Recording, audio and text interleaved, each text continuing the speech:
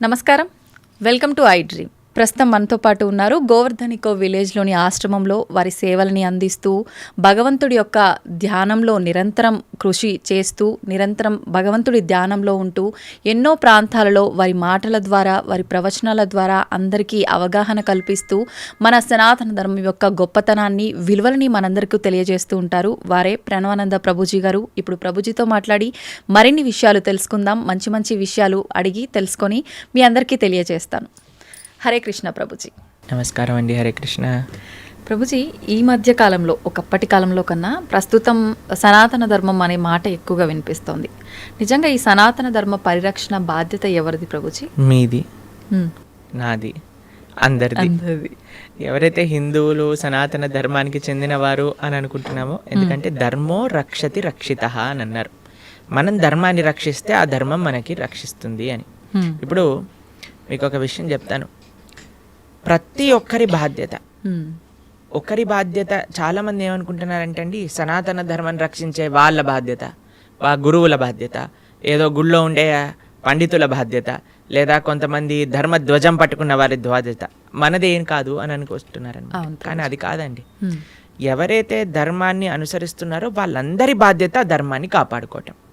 ధర్మాన్ని ఎలా కాపాడుకుంటామండి? మేము ఏం చేయాలి ధర్మాన్ని కాపాడుకోవటం అని అంటే చాలా సింపుల్ విషయం అండి. ధర్మాన్ని ఆచరించటమే ధర్మాన్ని కాపాడుకోవటం అనేది. మనం కానీ ధర్మాన్ని చక్కగా పెద్దల నుంచి తెలుసుకొని, గురువుల దగ్గర నుంచి తెలుసుకొని ఆచరించామనుకోండి, ధర్మం కాపాడబడుతుంది. ఇంకొక విషయం, అన్నిటికంటే ముఖ్యమైన విషయం, ఈ ధర్మాన్ని ఈ ప్రస్తుత సమాజంలో కాపాడాలి అని అంటే, ఒకటి ఆచరించటం, రెండు భావితరాలు పిల్లలకి చెప్పటం ఏంటి ధర్మం ఏంటి అని. ఒక ఆయనని మేము అడిగాం, అయ్యా దసరా పండుగ ఏం చేస్తారు అని అంటే, ఏముందండి పులిహోర తింటాము, దసరా స్పెషల్ సినిమా చూస్తాము అంతే. ఇంకా పండగ ఏంటి, అసలు పండగ ఎందుకు జరుపుకుంటారు, ఏం చేయాలి ఆ రోజు ఏం తెలియదండి. కరెక్ట్. కాబట్టి మనం ఎప్పుడైతే అవి తెలుసుకుంటామో, తెలుసుకొని పిల్లలకి చెప్తామో, మనకి భాగవతంలో ఒకసారి కృష్ణ బలరాములు నంద మహారాజ్ దగ్గరికి వెళ్ళి, నాన్న ఈ ఇంద్ర పూజ చేస్తున్నారు, ఎందుకు చేస్తున్నారు, శాస్త్రంలో ఎక్కడ రాస్తుంది, ఎలా చెయ్యాలి అని అంటే పూర్తి డీటెయిల్స్ చెప్తారు నంద మహారాజ్. చిన్న పిల్లోడు కృష్ణుడు, అప్పుడు అన్నీ నేర్పిస్తారనమాట. అప్పుడు కృష్ణుడు అంటాడు, మనం ఇంద్ర పూజ చేయొద్దు, మనం ఏ దేవత ఆరాధన చేయకూడదు, మనం గోవర్ధనుడి యొక్క పూజ చేయాలి, మనము సాక్షాత్తుగా గోవర్ధనుడు భగవత్ స్వరూపం, ఆయననే ఆశ్రయించాలి అని చెప్తే అందరూ కూడా కృష్ణుడు మాట విని గోవర్ధన పూజ చేస్తారనమాట. కాబట్టి ధర్మాన్ని కాపాడాలి, సనాతన ధర్మము, హైందవ సనాతన ధర్మాన్ని రక్షించాలి అని అంటే మనం ప్రాక్టీస్ చేయటం ఒకటైతే, పిల్లలకి నేర్పించటం మరొకటి. ఓకే. ఈ రెండూ కూడా చాలా చాలా ముఖ్యం మనకి ఈ సమాజంలో సనాతన ధర్మ పరిరక్షణ చేయటము. ప్రభుజీ, మనం ఇవి ఆచరించాలి అని అంటే తెలుసుకోవాలి, తెలుసుకున్నవి ఆచరణలో పెట్టాలి అని అంటే మనం నిత్యం అంటే పొద్దున్న లేచిన దగ్గర నుంచి భగవంతుని స్మరణలో ఉండాలా? అసలు ఎవరిని స్మరించుకోవాలి, ఏ రకంగా స్టార్ట్ చేయాలి డే అని? చూడండి, ఒక రోజు మనకు వచ్చింది అంటే అది భగవంతుడి యొక్క కృప వల్లే కదండి. అవును. ఈరోజు మనకి ఈ జన్మ వచ్చింది అని అంటే స్వామిని స్మరించాలి. హరి హరి హరి హరి అని అంటాం మనం, హరి అష్టకము అని అంటాం అనమాట. హరినామస్మరణతో ప్రారంభం చేయాలి రోజు అని చెప్తారు. భగవంతుడికి, మన ఆచార్యులకి, గురువులకి అందరికీ ఒకసారి నమస్కారం చేసుకోవాలి. పృథ్వీని నమస్కరించాలి, ఎందుకంటే ఆవిడ మన జనని. కానీ ఆవిడ మనల్ని భరిస్తుంది కదండి. మనం ప్రతిరోజు అడుగు పెడుతూ ఉంటాం పృథ్వీ పైన, వివిధ రకములైన కృత్యములు చేస్తూ ఉంటాం అనమాట. కాబట్టి ఫస్ట్ లేవంగానే, ఎంతమందికి అలవాటు ఉందో లేదో తెలియదు కానీ ఫస్ట్ లేవంగానే భూమాతను స్మృశించాలి. శ్లోకములు ఉన్నాయండి, శ్లోకములు నేర్చుకోగలిగితే నేర్చుకోండి, కానీ ఆ భావన, అమ్మా నీ పైన అడుగు పెడుతున్నాను కదా, మమ్మల్ని క్షమించు, మమ్మల్ని రక్షించు అనే ఒక భావనతో మనము నేలని స్పృశించి నమస్కరించుకోగలిగితే అది చాలా అద్భుతమైన విషయం అనమాట. దాని తర్వాత మనం భగవంతుని స్మరించి, పృథ్వీని స్పృశించి నమస్కరించుకొని, మన గురువులకి, ఆచార్యులకి నమస్కారం చేసుకొని, మీకు ఒక విషయం చెప్తాను. అన్నిటికంటే ముందు 2 అక్షరాలతో ప్రారంభమయ్యేది రోజు పూర్వకాలంలో, హరి అని. ఇప్పుడు కూడా 2 అక్షరాలతో ప్రారంభం అవుతుంది, కాఫీ అని. కరెక్ట్. కాఫీ అనకుండా పక్కన పెట్టి హరి అనటంలో నిద్ర లేవాలి. ఓకే.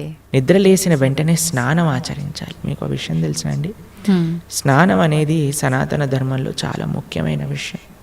మనము చాలామందికి అర్థం కాదండి, స్నానం లేకుండానే రోజును ప్రారంభం చేసేయటము, వంటింట్లోకి వెళ్ళిపోవటము, తర్వాత టిఫిన్ చేసేయటము, ఇలాంటివన్నీ చేస్తూ ఉంటారు. చాలా పెద్ద తప్పది. ఉమ్, మనం ప్రొద్దున లేవంగానే భగవంతుని స్మరించుకొని ముందు చేయవలసింది స్నానము.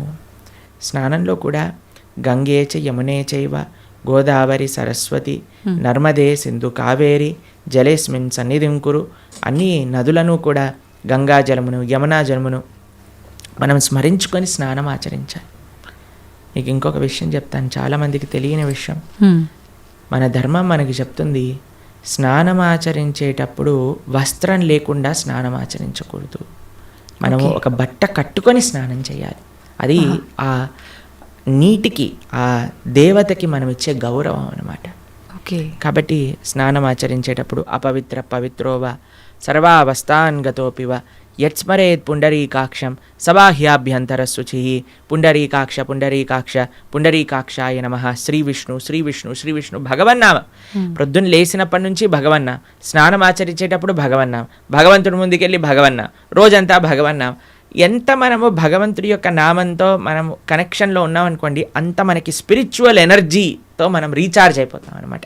మనకు ఆ స్ట్రెంగ్త్ వస్తుంది. మన రోజులో ఉండే ఆ ఒడిదుడుకులు అన్నీ ఉంటాయి కదండి, వాటన్నిటిని ఎదుర్కొనే ఒక శక్తి మనకి భగవన్నామస్మరణతో వస్తుందన్నమాట.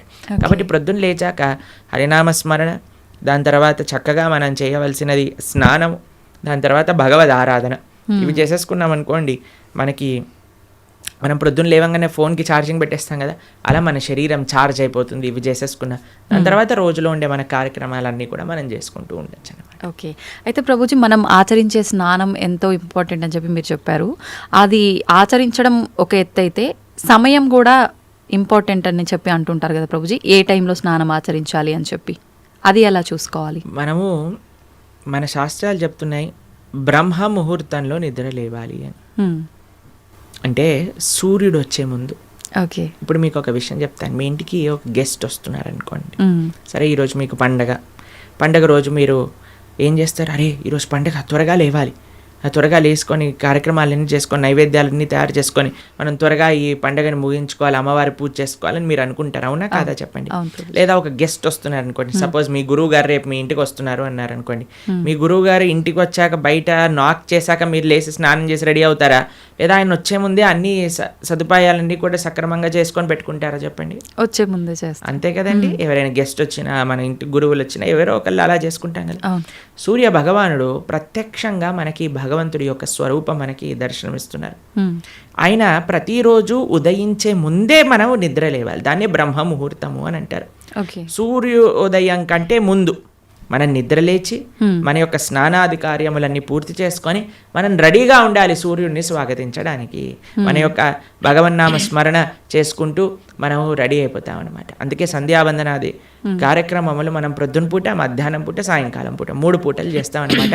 ఆయన ఎవరికి చేస్తున్నాము అని అంటే సూర్యమండలంలో మధ్యలో ఉన్న భగవంతుడికి మనం చేస్తున్నాము. కానీ ఆయన మనకి భగవంతుడిని దర్శింపజేసే ఒక ప్రత్యక్షమైన క్యారియర్. ఓకే. కాబట్టి మనం ఆయన వచ్చే ముందే మనం నిద్ర లేవాలి, ఆయన రాకముందే మన యొక్క నిత్య కృత్యములన్నీ కూడా పూర్తి చేసుకొని మనము ఆధ్యాత్మిక కార్యక్రమంలో నిమగ్నమై ఉండాలి. ఓకే. మీరు చూడండి, ప్రొద్దున పూట లేవటం అనేది అటు మన ఆరోగ్యరీత్యా, అలానే సామాజిక పరంగా, అలానే మన ఆధ్యాత్మికంగా, శారీరకంగా, మానసికంగా అన్ని విషయములలో మనకి మంచి చేస్తుంది. అందుకే early to bed and early to rice keeps a man healthy, wealthy and wise అని అన్నారు. కాబట్టి ప్రొద్దున పూట బ్రహ్మ ముహూర్తంలో నిద్ర లేచి స్నానం ఆచరించవలే. ఇది ప్రతి సనాతన ధర్మానికి సంబంధించిన వారు తప్పక ఆచరించాల్సిన ఒక పద్ధతి. ఓకే. అయితే ప్రభుజీ, మనం మాట్లాడుకున్న దాంట్లో ఇంకొకటి భగవంతుడి ఆరాధన. చాలా వరకు అంటే ఇంట్లో మగవారు పూజ చేస్తేనే మంచి ఫలితం పొందుతారు అని చెప్పి ఈ మధ్య కాలంలో చెప్తున్నారు.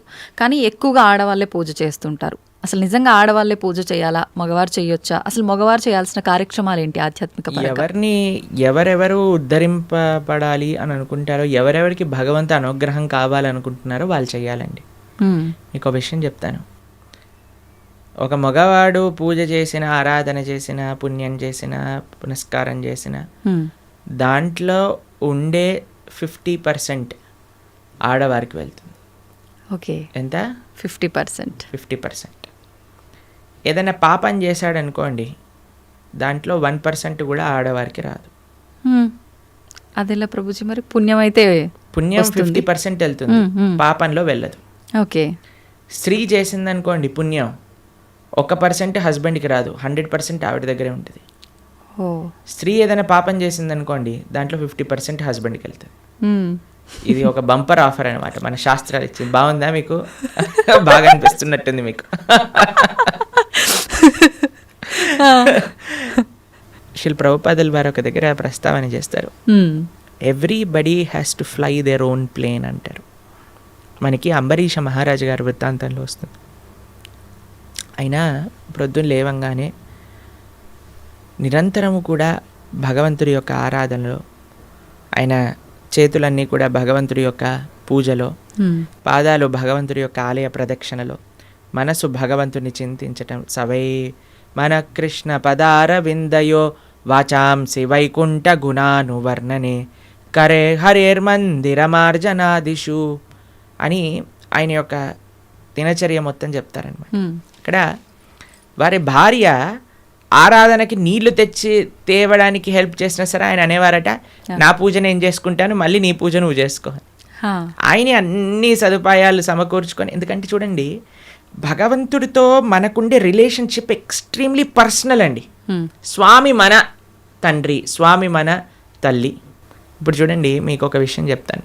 మన ఇంట్లో ఎవరిదైనా పుట్టినరోజు ఉందనుకోండి, మనం ఏం చేస్తాం, ఒకసారి మాకు ఈ సంఘటన ఎదురైందనమాట. నేను మా తమ్ముడు కలిసి మా అమ్మగారికి గిఫ్ట్ ఇవ్వాలి అంటే మా తమ్ముడు అన్నారు, నువ్వు నీ గిఫ్ట్ ఇవ్వు, నేను నా గిఫ్ట్ ఇస్తాను. ఎందుకంటే అమ్మకి నీ గిఫ్ట్ వేరే, నా గిఫ్ట్ వేరే. ఎందుకంటే మన ఇద్దరికి అమ్మ కదా, కాబట్టి అమ్మతో నాకుండే రిలేషన్షిప్ ఒకటి, మా తమ్ముడికి ఉండే రిలేషన్షిప్ ఒకటి, అంతేనా? అయితే మేమిద్దరం అనుకున్నాం, సరే నేను నాకు తోచింది నాకు ఇష్టం ఉన్నట్టుగా నేను చాలా బాగా పెయింటింగ్ చేసేవాడిని అనమాట, డ్రాయింగ్ చేసేవాళ్ళం అనమాట. అయితే నేను ఇచ్చేస్తాను, నేను ఏదో ఒకటి స్కెచ్ చేసిస్తాను అంటే మా తమ్ముడు అన్నాడు, నేను ఏదో ఒకటి తయారు చేస్తాను, ఏదో ఒక బొమ్మ లాంటిది ఏదో ఒకటి తయారు చేస్తాను, ఇస్తాము అని ఇద్దరం వేరు వేరు చేసి ఇచ్చామన్నమాట. అంటే ఎందుకు అని అంటే మనకి మన ప్రేమను వ్యక్తపరచుకునే మార్గం ఒకటి, ఒక ఇంట్రెస్ట్, ఒక టాలెంట్, ఒక way of expressing hour love ఉంటుంది, అంతే కదా. అలానే భగవంతుడితో కూడా ఒక భర్త తన కర్తవ్యం, అరే నేను భగవంతుడి యొక్క మార్గంలో, నాకు భగవంతుడు అవసరము, అందరికీ భగవంతుడు అవసరమే కదండి. ఆయన అందరికీ తండ్రి, తల్లి, పిత, పరమాత్మ అందరికీ ఆయనే. కాబట్టి మనం ఎలా ఆలోచించాలి అని అంటే, ఒక హస్బెండ్ తన ఆరాధన తాను చేసుకోవాలి, ఒక వైఫ్ తన ఆరాధనలోకి సంబంధించిన విషయములని సమకూరుస్తుంది, వంట చేసిస్తుంది, పూలమాలలు కట్టిస్తుంది. దాని తర్వాత వారి హస్బెండ్ వెళ్ళిపోయాక వైఫ్ తన ఆరాధన తాను చేసుకుంటుంది, పిల్లలు వచ్చి దండం పెట్టుకుంటారు, ఏదో అమ్మ నాన్నలకి ఇద్దరికి హెల్ప్ చేస్తారు, అందరు కలిసి ఆరాధన ఒకటి ఉంటుంది, ఒక్కొక్కళ్ళు కలిపి ఆరాధన ఉంటుంది అన్నమాట. కాబట్టి ఏదో స్త్రీలు చేస్తే ఇల్లంతా బాగైపోతుంది అనే భ్రమలో నుంచి బయటపడండి, మీకు 1% పుణ్యం రాదు. కాబట్టి జాగ్రత్తగా మీ పూజ మీరు చేసుకోండి, మీరు బాగుపడాలి అని అనుకుంటే. కాబట్టి పురుషులు తప్పకుండా ఆరాధన చేయాలి. పురుషులు ఆరాధన చేస్తున్నారు కదండి, స్త్రీలు వదిలేయకూడదు. పురుషుడు ఆరాధన పురుషుడికి, స్త్రీ ఆరాధన స్త్రీ, పిల్లల ఆరాధన పిల్లలకి, అందరికి. ఇప్పుడు చూడండి, ఇంటి పెద్ద తింటే మిగతా వాళ్ళందరూ కడుపు నిండిపోతుందా? లేదు, ఎవరికి వాళ్ళు తినాల్సిందే, అంతే కదండి. మీరు అంటారు కదా, అయ్యా మీరు తినండి, అయ్యా మేము పర్వాలేదు, మీరు తింటే మాకు తిన్నట్టే అని అంటారా? లేదా మీ హస్బెండ్ వచ్చి అమ్మ నువ్వు తినేసేయి, నాకేం పర్వాలేదు, నువ్వు తింటే నేను తిన్నట్టే అంటారా? కాదు కదా. ఎవరెవరికి శక్తి కావాలంటే వారు వారు భోజనం చేయాలి. అలానే మనం కూడా మనకి శక్తి కావాలి, మనకి భగవంతుడి యొక్క కృప కావాలి అంటే మనం భోజనం చేస్తే ఎలా అయితే మనకి శక్తి వస్తుందో మనము ఆరాధన చేసుకుంటే అలా మనకి భగవంతుడి యొక్క కృప అనేది లభిస్తుంది. ఓకే ప్రభుజీ, చాలామంది ఏదైనా మంచి జరిగినా చెడు జరిగినా నా అదృష్టం బాగాలేదు, నా రాత ఇంతవరకే ఉంది, భగవంతుడు ఇలా రాశాడు అని చెప్పి అంటూ ఉంటారు. నిజంగా అంటే మన చేతిలో ఏముండదా, మనం చేసే పనులను బట్టి మన లైఫ్ని డిసైడ్ చేసుకోవడం? భగవంతుడు పుట్టినప్పుడే అవన్నీ డిసైడ్ చేసి ఇలా అని చెప్పి చూస్తాడా? మనకి ఒక సర్కమ్స్టెన్స్ ఇస్తాడండి భగవంతుడు. చాయిస్ ఎప్పుడు మన చేతుల్లోనే ఉంటుంది, మనం ఏం చేయాలి అని. ఫర్ ఎగ్జాంపుల్ మీకు ఒక విషయం చెప్తాను. ఒకరికి ఇల్లు రాసుంది, ఒకళ్ళి ఇల్లు మీకు మీ జీవితంలో కలుగుతుంది అని రాసుంటుందండి, కానీ ఆ ఇంట్లో ఏం చేస్తారనేది మీ చేతుల్లో ఉంది. ఓకే, ఇల్లు వస్తుందనే వరకు మాత్రమే మన చేతుల్లో ఉంది. ఇంట్లో ఏం చేస్తాం, మనం ఒక చక్కటి పూజ చేసుకుంటామా, పునస్కారం చేసుకుంటామా, లేదా 10 మందిని పిలిచి మందు పోసి డాన్స్లు వేస్తామా అనేది మన చేతుల్లో ఉంది. మీరు కానీ మంచి ఆరాధన చేసుకున్నారనుకోండి, ఆ పుణ్యాన్ని బట్టి మీకు నెక్స్ట్ ఏమవుతుందో రాసింది. లేదు మనం తప్పు చేసామనుకోండి, ఆ తప్పు బట్టి నెక్స్ట్ కర్మ ఏర్పడుతుంది అనమాట. What is return is what you will get. మనకేం వస్తుంది అని, దాంతో మనం ఏం చేస్తాము అనేది రాసలేదు. అది మనకు వదిలేశాడు భగవంతుడు. మన విచక్షణతో, మంచి మనస్సుతో మనం దాన్ని ఆచరణ చేయాలి. అంటే మన చేతిలో ఉన్నట్టే, 100% మన చేతుల్లో ఉంది. ఇప్పుడు అంటుంటారు కదా, పరిస్థితులను బట్టి, ఇంట్లో వాతావరణాన్ని బట్టే పిల్లల బుద్ధులు కూడా అని చెప్పి. ఇప్పుడు ఇది కూడా అలాగే, భగవంతుడు మనకు ఒక ప్లాట్ఫామ్ ఇచ్చి వదిలేశారు. ఎలా అనేది మన చేతుల్లోనే ఉంది. ఇప్పుడు మీకు ఒక ఫోన్ ఇచ్చారనుకోండి, ఫోన్ ఇచ్చారు, ఫోన్తో మీరు ఏం చేయొచ్చు అనేది మీ చేతుల్లో ఉంది. ఒకళ్ళు ప్రవచనమైనా అయినచ్చు, లేదా పిచ్చి పిచ్చి సీరియళ్ళు సినిమాలైనా చూడొచ్చు. ఫోన్ రావటం మన చేతుల్లో ఉంది.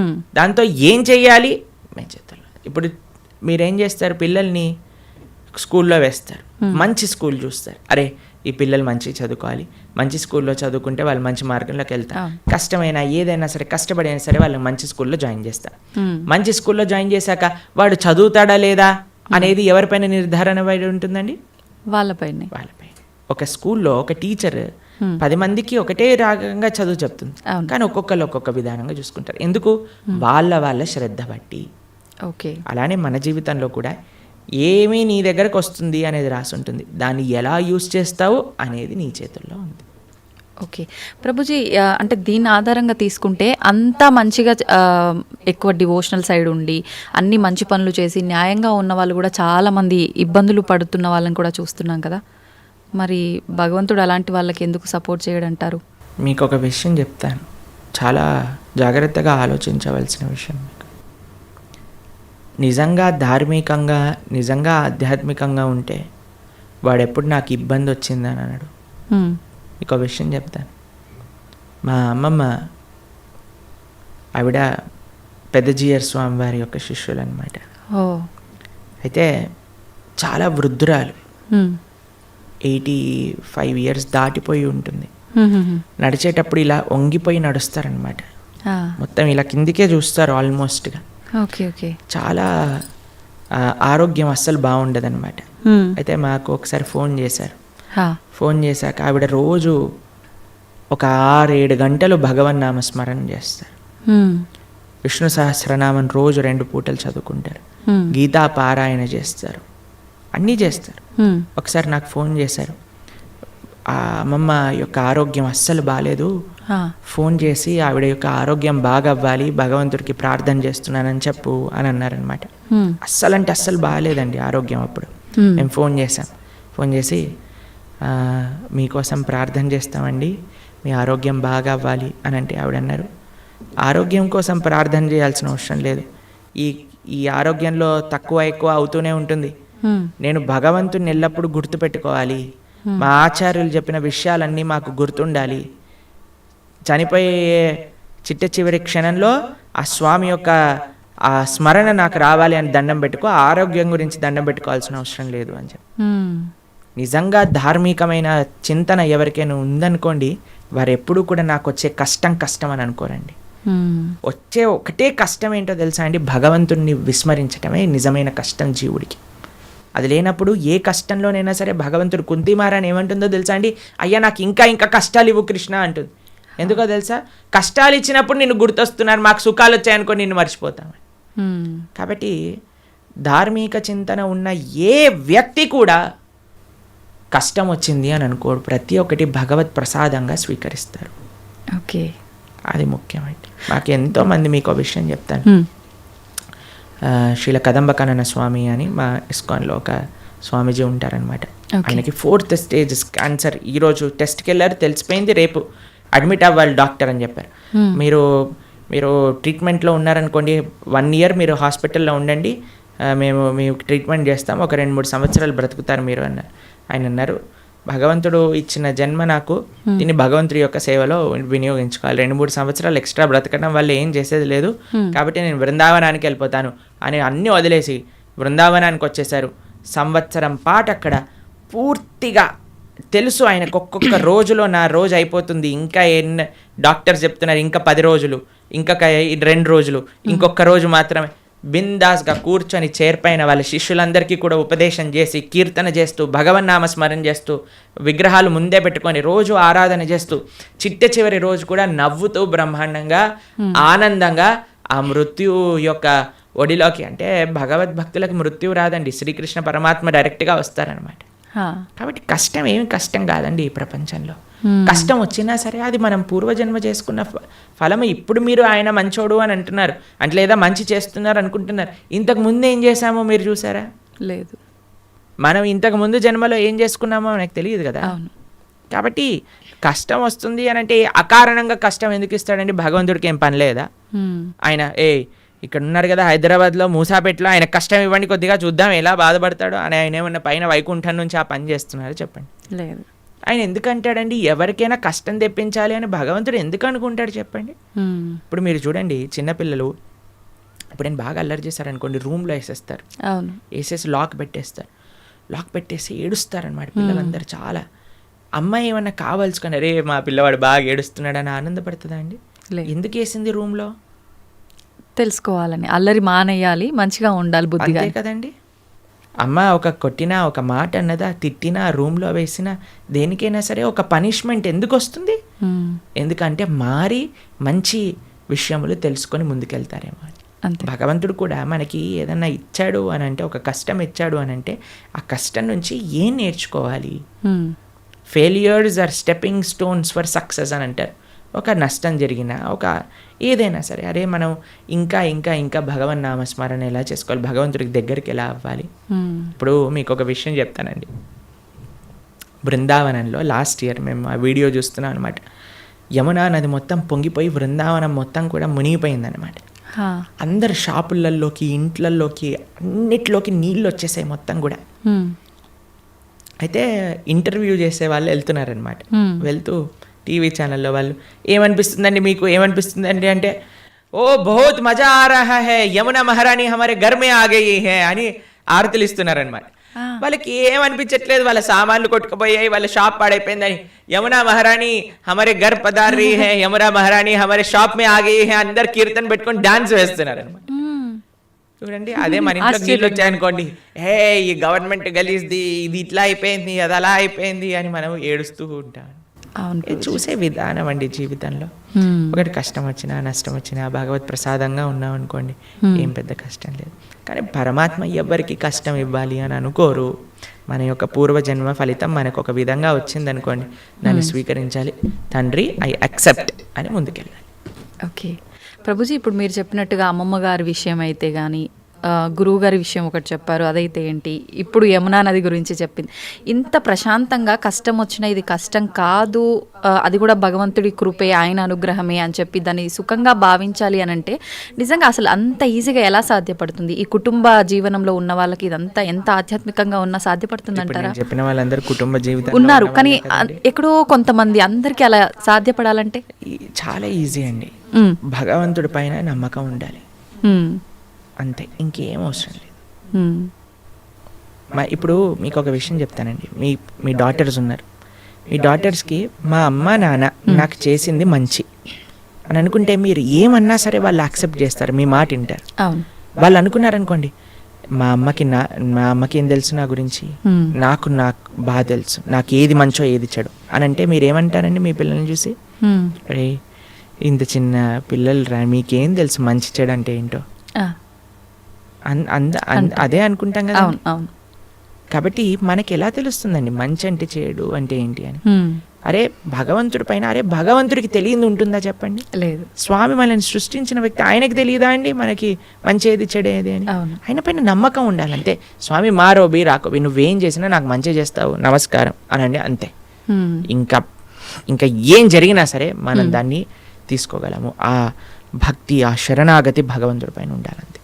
ఓకే ప్రభుజీ, మన హిందూ ధర్మం విషయానికి వస్తే కొన్ని కోట్ల దేవతలు రకరకాల రూపాలుగా ఆరాధిస్తారు. ఎందుకని? భగవంతుడు ఒక్కడే కదా, ఇన్ని రూపాలుగా ఎందుకు ఆరాధించాలంటారు? భగవంతుడు ఎన్నో రూపాల్లో లేడండి, భగవంతుడు ఒక్కడే.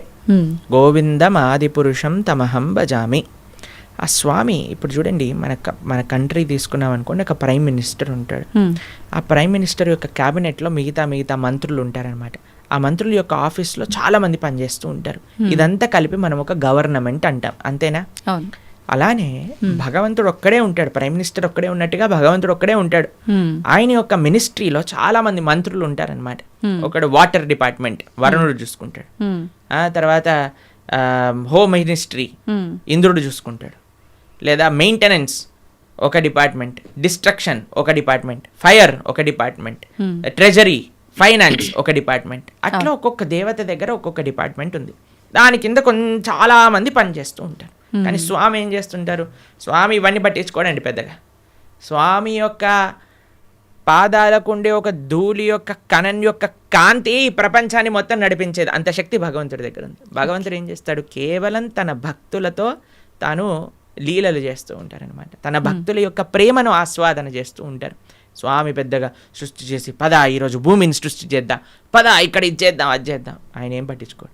ఆయన తన భక్తులు ఎక్కడెక్కడ ఎత్ర గాయంతి మద్భక్త తత్ర తిష్టామి నారద, తన భక్తులు రక్షించుకోవడానికి, తన భక్తుల్ని కాపాడుకోవడానికి, తన భక్తుల యొక్క ప్రేమను స్వీకరించడానికి స్వామి చేస్తుంటారు. మిగతావన్నీ ఆయన సిస్టమ్, ఒక సిస్టమ్ పెట్టేశారనుకోండి, ఆ సిస్టమ్ నడుస్తూనే ఉంటుంది. అలా భగవంతుడి యొక్క మినిస్ట్రీలో ఎంతో మంది దేవతలు ఉన్నారు. ఆ దేవత ఆ పని చేస్తూ ఉంటుంది. భగవంతుడు ఒక్కడే, దేవతలు చాలా మంది. దేవతలందరూ కూడా భగవంతుడి కింద ఆయన యొక్క సేవ చేస్తూ ఉన్నారనమాట. అది విశేషం. ప్రభుజీ, పుట్టుక చావు ఈ రెండు సృష్టి ధర్మం అందరికీ తెలిసిన విషయమే. పుట్టినప్పుడు ఎంతైతే సంతోషపడతామో మరణం సంభవిస్తుంది అని తెలిసినప్పుడు అంతే ఎక్కువగా బాధపడతాం. అయితే కొంతమందికి ఇందాక మీరు చెప్పినట్టుగా ముందే డాక్టర్లు డిసైడ్ చేస్తారు ఇన్ని రోజుల కంటే ఎక్కువ బ్రతకరని. అలాంటి సందర్భాల్లో కూడా అసలు వాళ్ళు ఆ న్యూస్తో ఎక్కువ ఇబ్బంది పడి తొందరగా పోయే వాళ్ళు కూడా ఉన్నారు. అసలు వీటన్నిటి గురించి భగవద్గీతలో ఏం చెప్తారు? ఎవరికైతే తన పైన కాన్ఫిడెన్స్ లేదో వాడు భయపడాల్సిందే కదండి. మనం చేసిన పాపాలు, మనకుండే అనుబంధాలు ఎక్కువ ఉన్నాయనుకోండి, ఆ జీవుడు చాలా కష్టపడతాడు పోవడానికి. ఇప్పుడు అందరికీ భయం ఏంటండి? చావే కదా భయం. అవును. రోగం రాకూడదు, తర్వాత ముసలి వాళ్ళు అవ్వకూడదు, అందుకే కదా ఎక్కడొచ్చిన వైట్ హెయిర్ వచ్చేసినా పెయింట్ వేసేస్తాం. దాని తర్వాత మిగతా అన్ని మేకప్ డిపార్ట్మెంట్లు ఇవన్నీ ఎందుకు ఇంత ఫ్లరిష్ అవుతున్నాయంటే జనాలకి ఒకటే ముసలితనం వద్దు, రోగం వద్దు, చావద్దు. అవును. ఈ మూడింటిని తప్పించుకోలేము. ఇదే జీవితం అంటే. ఎంత మనం కవర్ వేసినా, ఎంత మనం ఏది చేసినా సరే మన యొక్క ఆ వయస్సు ముందుకు వెళ్ళిపోతూనే ఉంటుందండి. మనకి రోగగ్రస్తుని అవ్వాల్సిందే. కోటీశ్వరుడికి కరోనా రాదు, లేదండి మేము జస్ట్ మిడిల్ క్లాస్కి వస్తామంటుందా? అది ఎవరికైనా వస్తుంది. కంపల్సరీ బాధపడాల్సిందే. అందుకే ఈ ప్రపంచం అంటారు, ఈ ప్రపంచంలో అన్నిటినీ అడ్జస్ట్ చేయడానికి చూడకు అని అంటారు. జన్మ మృత్యు జరా వ్యాధి దుఃఖ దోషాను దర్శనం. ఈ దుఃఖములు అనేవి ప్రతి ఒక్కరికి ఈ ప్రపంచంలో ఉంటాయి. మనం ఆలోచించవలసింది ఏంటి అని అంటే, అరే ఈ దుఃఖాలే రాకుండా దీన్ని ఆపాలని ప్రయత్నం చేయక ఇది వస్తూనే ఉంటాయి, కానీ దీనికి పర్మనెంట్ సొల్యూషన్ ఏమిటి? ఇప్పుడు మీకు ఒక విషయం చెప్తాను. కొన్నిసార్లు శరీరం పైన పుండ్లు వస్తాయి, బాయిల్స్ అని అంటారు.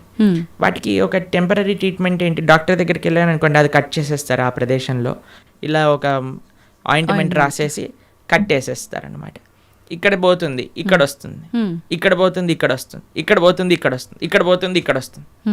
అది ప్రతిసారి వచ్చినప్పుడల్లా కట్ చేసేసుకొని ఆయింట్మెంట్ రాసేసుకొని పూసేసుకోవటం ఇదొకటి.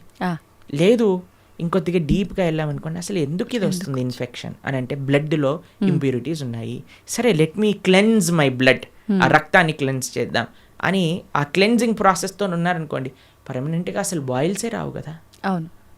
మనం ఏం చేస్తున్నాం? మరమ్మత్తు చేస్తున్నాం, చిన్న చిన్న మరమ్మతులు చేస్తున్నాం అనమాట. పుండిని ఊదుతున్నాం మనం. అరే పుండే రాకుండా చూసుకో అని ఆధ్యాత్మిక మార్గం చెప్తుంది. కాబట్టి మనం ఏం చేయాలి? ఆ బ్రహ్మభువనాలోక పునర్ ఆవృత్తినో అర్జున మాముపేత్యతు కౌంతయ్య పునర్జన్మ నవిద్యతే. భగవంతుణ్ణి ఆశ్రయించాలి. భగవంతుణ్ణి చేరుకున్న వాడికి ఎప్పుడు మళ్ళీ ఇలాంటి కష్టములు రావు. అందుకే జన్మ మృత్యు ఇవన్నీ కృష్ణుడు భగవద్గీతలు చెప్పారు. పుట్టిన ప్రతివాడు చావక తప్పదు, చచ్చిన ప్రతివాడు పుట్టక తప్పదు. ఎప్పటి వరకు? భగవంతుడి దగ్గరికి వెళ్ళనంత వరకు. అందుకే మన మానవ జన్మ యొక్క ప్రయోజనం ఏంటి అంటే స్వామి దగ్గరికి వెళ్ళి స్వామి యొక్క సేవ చేయటము. ఓకే. ప్రభుజీ, భగవద్గీత అంటే ఇప్పుడు చాలా వరకు చనిపోయిన వాళ్ళు దగ్గర మాత్రమే వినిపిస్తోంది. అసలు ఏంటి నిజంగా భగవద్గీత అనేది ఆ సమయంలో మాత్రమే ఉపయోగించుకోవాల్సిన ఒక అంశం అంటారా? భగవద్గీత చనిపోయిన వారి దగ్గర పెట్టడంలో ఉండే అంతరార్థం ఏంటి అని అంటే, వీడు ఎలానో గీత నేర్చుకోకుండా వెళ్ళిపోయాడు, కనీసం మీరైనా మారండ్రా అని చెప్పే ఒక విషయం అనమాట. మీరు చూడండి, చనిపోయిన వాళ్ళ దగ్గర గరుడ పురాణాన్ని వినిపిస్తారు. తెలుసా మీకు ఎప్పుడైనా? గరుడ పురాణాన్ని పారాయణ చేయిస్తారనమాట ఎవరైనా చనిపోయారనుకోండి. గరుడ పురాణంలో ఏముంటుందో తెలుసా? నరకాలు ఎలాంటివి, ఎవరెవరు ఏ ఏ నరకానికి వెళ్తారు, ఏ ఏ తప్పులు చేయటం వల్ల ఆ నరకంలో ఏ ఏ శిక్షలు అనుభవించవలసి వస్తుంది అనేవన్నీ కూడా గరుడ పురాణంలో చెప్పున్నారనమాట. ఎందుకు చెప్తారు చనిపోయిన వాళ్ళ దగ్గర అంటే, మిగతా వాళ్ళైనా కనీసం ఇప్పుడు చూడండి, ఎక్కడికి రాకపోయినా వచ్చినా సరే చనిపోయారు అనేసరికి మొత్తం ఇంటిల్లిపాది ఒక దగ్గరకు వస్తుంది. అప్పుడు వచ్చినప్పుడు ఎప్పుడైతే వాళ్ళు ఈ విషయాలు వింటారో వాళ్ళ జీవితంలో పరాకుగా ఉంటారు అని అర్థం. ఓకే, కనీసం ఆ ఎక్స్పెక్టేషన్స్ అంటారు. ఇప్పుడు చూడండి, మన పోయినవాడు పోతాడు, తర్వాత మధ్యాహ్నం ఏంటి మెన్యూ చెప్పండి, ఏమి ఆర్డర్ చేయాలి కేటరింగ్ నుంచి అని అందరూ కూర్చొని సినిమాలు చూసుకుంటూ హ్యాపీగా 10-15 రకాలు భోజనం చేసి హాయిగా ఎవరింటికి వాళ్ళు వెళ్ళిపోతున్నారు అనమాట. చనిపోయిన వాళ్ళ దగ్గర గీత చెప్పటంలో అంతరార్థం ఏంటి అని అంటే, వాడు పోయాడు, కనీసం నీ జీవితమైనా చక్క పెట్టుకో అని. ఓకే, కానీ చనిపోయినప్పుడు వినవలసింది కాదండి గీత. ఇప్పుడు మన గీత చదువుకుంటే మన రాత బాగుపడుతుంది, అందుకోసం గీత చదవమని చెప్తారనమాట. ఓకే, అది విశేషం. ప్రభుజీ, ఆలయాల విషయానికి వస్తే ప్రతి ఆలయంలో కూడా గంటలు ముఖ్యంగా మనకు కనిపిస్తూ ఉంటాయి. ఏంటి ప్రభుజీ గంటలకి ఆలయానికి ఉన్న సంబంధం? భగవంతుడి యొక్క నివేదన చేసేటప్పుడు గంటను మ్రోగించవలే అని ప్రతి దాంట్లో మనకు గంట ఉపయోగించరండి. కొన్ని కైంకర్యములు ఉంటాయి భగవంతుడికి.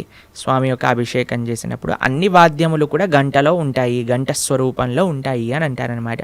కాబట్టి ఆ గంటని భగవంతుడి యొక్క నైవేద్యములలో వాడుతుంటారు. స్వామికి నివేదన చేసేటప్పుడు గంటలు మోగుతూ ఉంటాయి. మీరు తిరుమల వెళ్ళారనుకోండి, టంగ్ టంగ్ టంగ్ టంగ్ అని మోగుతూ ఉంటాయి గంటలు, నైవేద్య గంటలు అనమాట.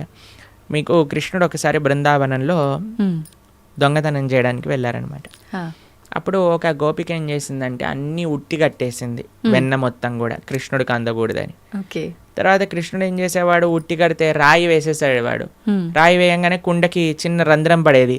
చక్కగా అక్కడ నుంచి మొత్తం వెన్న ఇలా ఫౌంటైన్ లాగా, షవర్ లాగా వచ్చేస్తుంది అనమాట. కింద అందరూ పాలు, పెరుగు, వెన్న, నెయ్యి అన్ని తాగేస్తూ ఉండేవారు. అయితే ఈ గోపిక కొద్దిగా తెలివైన గోపిక. ఇప్పుడు ఏం చేసింది తెలుసా అండి, ఈ ఉట్టితో పాటు గంటలు కూడా కట్టింది. ఉట్టిని ఊపారనుకోండి, గంట మోగుతుంది, వెంటనే వచ్చి కృష్ణుడిని పట్టేసుకోవాలి.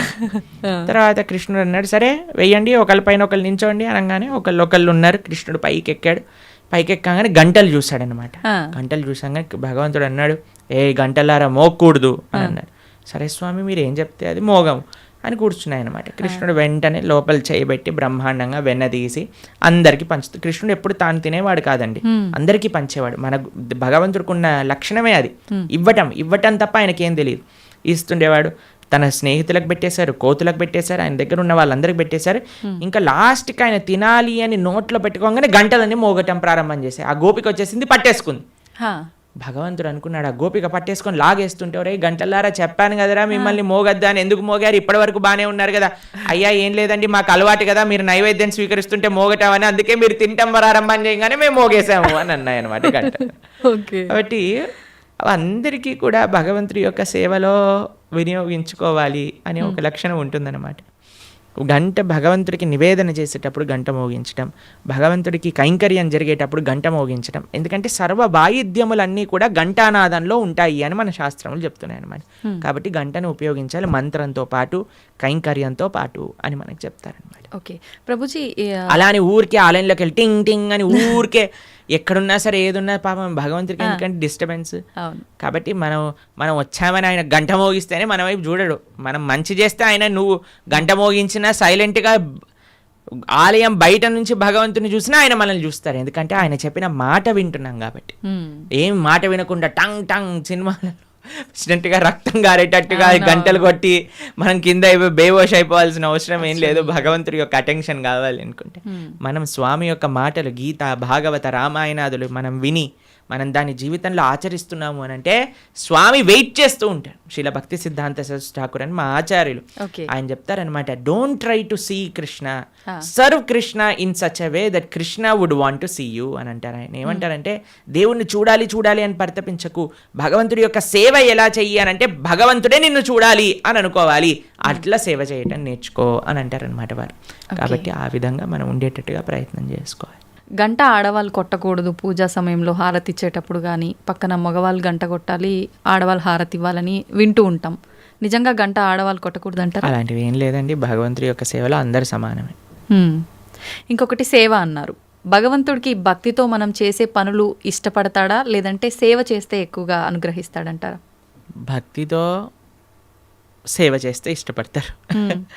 పూజల కన్నా సేవని ఎక్కువగా ఇష్టపడతారా? సేవ అంటే భగవంతుడికి చేసే ఆరాధన కూడా సేవనే. శ్రీ విగ్రహ సేవ అని అంటాం. భగవంతుడికి నైవేద్యం సమర్పణ చేయటం సేవనే, లేదా గోవులకి సేవ చేయటం సేవనే, 10 మందికి భగవత్ ప్రసాదాన్ని నివేదన చేయటం సేవనే, 10 మందికి భగవంతుడికి సంబంధించిన విషయములు చెప్పటం సేవనే, ఆలయానికి వెళ్ళటం సేవనే. కాబట్టి భగవంతుడి యొక్క భక్తులకి సేవ చేయటం సేవనే. ఎన్నో రకాల సేవలు ఉన్నాయండి. స్వామి యొక్క ఆరాధన సేవాభావనతో ఏమి సేవ అంటే ఏంటో తెలుసా అండి? ఇప్పుడు ఏదైనా అపేక్షించామనుకోండి అది బిజినెస్ అవుతుంది, సేవ అవ్వదు. తండ్రి నేను ఈ పూజ చేస్తాను, నువ్వు నాకు అది ఇవ్వు, సేవ కాదు, అది బిజినెస్. ఓకే, బిజినెస్ ట్రాన్సాక్షన్ మాత్రమే. సేవ అంటే నాకేం వద్దు తండ్రి, నేను నీకు చేస్తా, అది సేవ.